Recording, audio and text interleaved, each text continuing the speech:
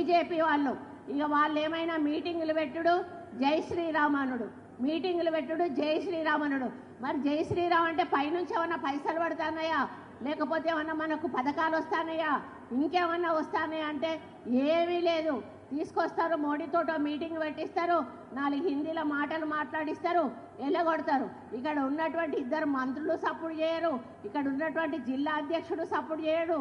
మరి కేంద్రం నుంచి రావాల్సిన మనకు ఏవైతే ఉన్నాయో వాటి నిధులను రప్పించే ప్రయత్నం చేయరు.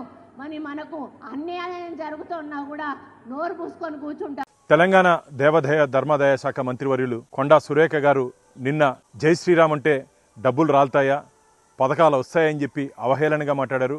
అమ్మ సురేఖ గారు, శూర్పణఖ మాట అన్నట్టు మీరు మాట్లాడారు. జై శ్రీరామ్ అంటే ఈరోజు మొత్తం భారతదేశం అంతా జై శ్రీరామ్ పేరుతో, జై శ్రీరామ్ నామాలతో మారుమోగిపోతోంది.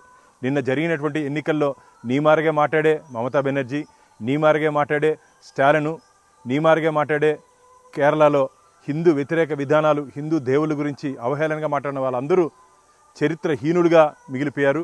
ఇంకా మిగిలింది దేశంలో 6 రాష్ట్రాలే. ఖచ్చితంగా రాబో రోజుల్లో మొత్తం భారతదేశం అంతా కాషాయమయం కాబోతున్నది. జై శ్రీరామ్ నినాదాలతో దేశం మొత్తం ముందుకు పోతూ ఉంటే మీరేదో మతపరమైనటువంటి అంశాలు లేవనెత్తి తద్వారా ఓటు బ్యాంకు రాజకీయాల కోసం లబ్ధి పొందాలని చెప్పి ఒక దుష్ట ఆలోచనతో మీరు ముందుకు పోతున్నారు. మీ ఆటలు సాగనివో.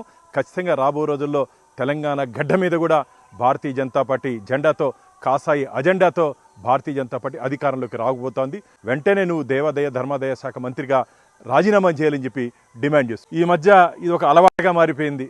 మొన్ననే ఆ దరిద్రుడు ప్రకాష్ రాజు మాట్లాడితే ఈరోజు ఈ సురేఖ శూర్పణఖ ఈరోజు రాముల వారి గురించి మాట్లాడింది. ఇది మంచిది కాదు. వెంటనే హిందువులకి, శ్రీరామ భక్తులకి బహిరంగ క్షమాపణ చెప్పాలని చెప్పి భారతీయ జనతా పార్టీ డిమాండ్ చేస్తారు.